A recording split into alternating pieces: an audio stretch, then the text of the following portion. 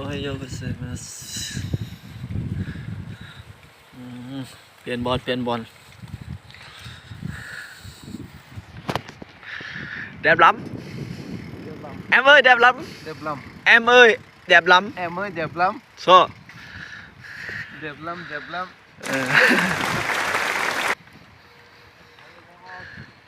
Ohayo gozaimasu แถวนี้เขาเจ้ามันถ่ายรูป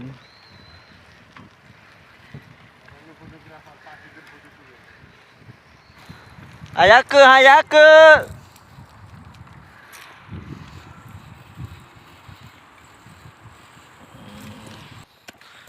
บอลใหม่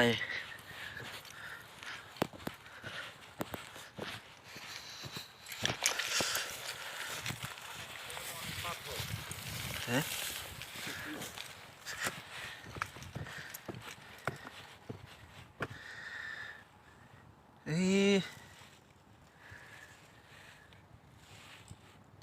これ日本語何ですか石。ฮะ 石。石石เป็นก้อนหิน石これ何ですか草。は草。กูซะแปลว่าหญ้าก้องหญ้ากูซะ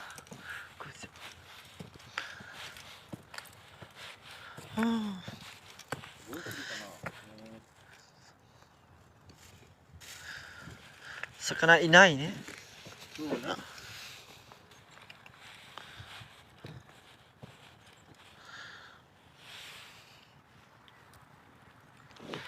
ว้าวบรรยากาศมื้อนี้ครึมแน่จังหน่อยแต่ว่าเมฆหลายมื้อนี้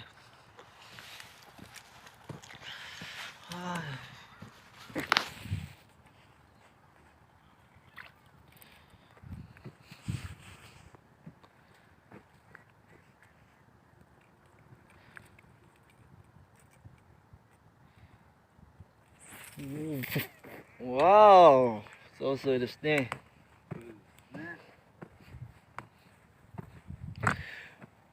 どこ魚どこ魚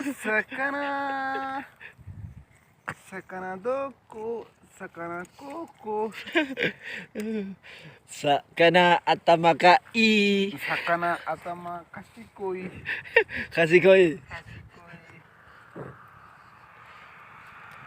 ปลาお魚お魚お大きいイエーイ食べる魚缶も食べる食べない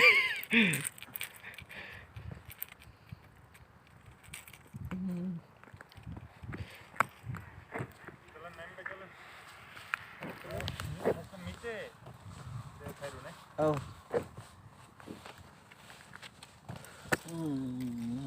魚どこそこ魚水の中暑くなったら多分来るねそう暖かい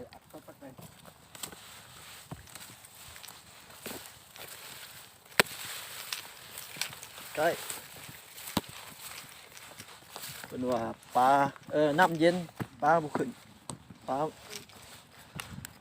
ลาหนาเฮ้ยแต่พวกกูรู้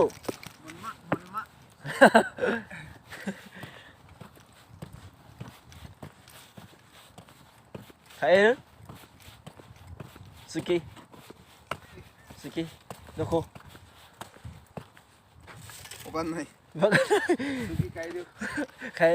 帰さ帰るあれバイこいでめんこれオッケー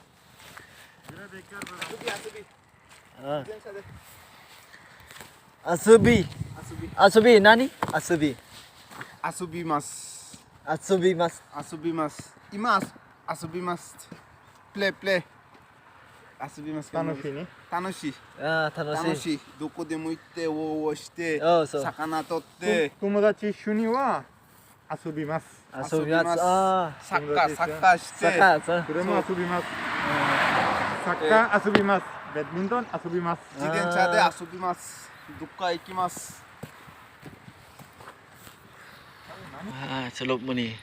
บ่ได้จักโตพากันกลับแล้ววันนี้สำหรับวิดีโอนี้ก็จบเพียงเท่านี้เนาะถ้าว่ามักก็อย่าลืมกดไลค์กดแชร์กด Subscribe เพื่อเป็นกำลังใจเฮ็ดคลิปต่อๆไปหรือว่าอยากให้เฮ็ดคลิปเกี่ยวกับหยังคอมเมนต์ลงเลยว่าให้เฮ็ดเกี่ยวกับหยังอยากรู้หยังเดี๋ยวสิมาถ่ายวิดีโอให้เบิ่งแล้วก็อย่าลืมติดตามช่องตุรีข่าวสารชาแนลกำลังปรับปรุงกำลังสร้างใหม่อย่าลืมเข้าไปติดตามหลายๆเด้อสำหรับวิดีโอนี้จบเพียงเท่านี้บายไซโยนาราถ่ายวิวไปให้เบิ่ง